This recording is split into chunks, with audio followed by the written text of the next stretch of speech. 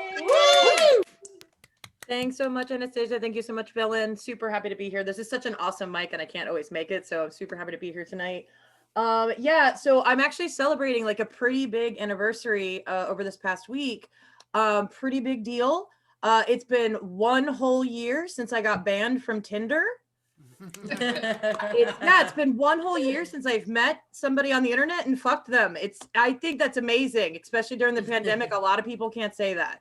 I just feel like I'm gonna keep that streak going, I think. Oh gosh. So I have heard this new conservative talking point where anti-maskers are upset with people wearing the masks because they're littering. They're throwing them on the ground and creating litter, and that's bad for the environment.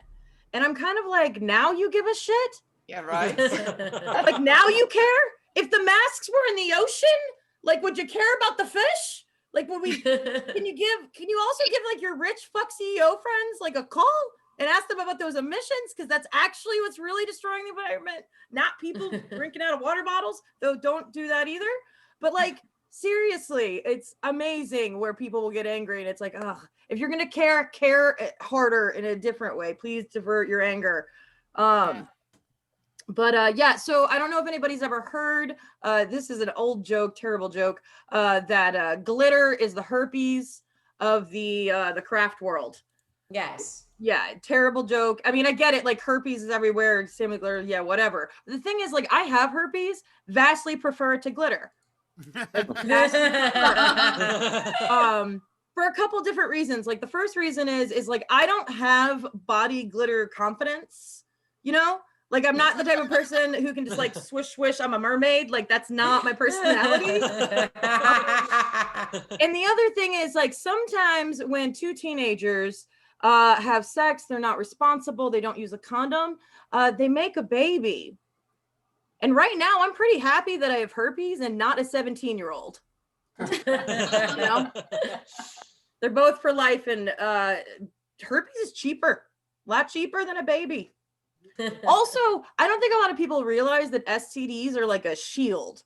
Like, it actually gets like shit people out of your life. In fact, if you like decided to like prank everybody and tell everybody you had herpes, you would probably lose at least 2 friends because they were only there to fuck you anyway. And now like they can't or whatever. So they're just going to leave.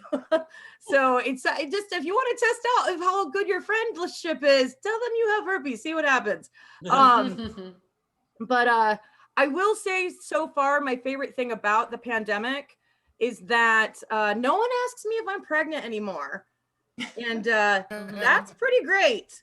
Because I feel like in Zoom, you really can't tell, but I am an overweight person who carries a lot of weight down low in my belly. So I always look like I'm like expecting or neglecting a child somewhere, you know? And I'm not really sure what happened with me, like where my brand reads like neglectful parent, but in the before times when I would like be going out, enjoying myself, having a good time, I feel like everyone always looked at me like there was a kid somewhere else having a very bad time. You know?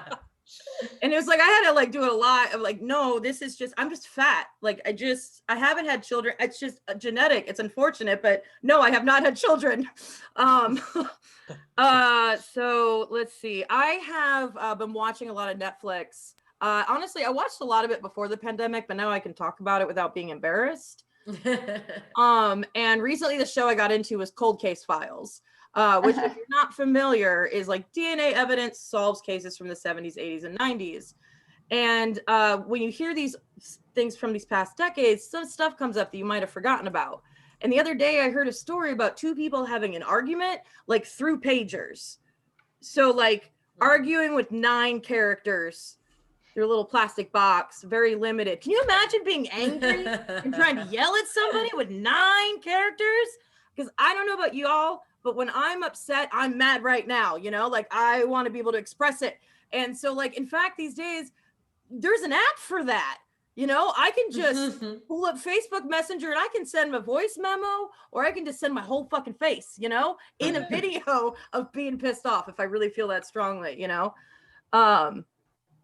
Let's see, I will get out of here on this last thing. I actually came out as a person who's non-binary recently, during they, them pronouns.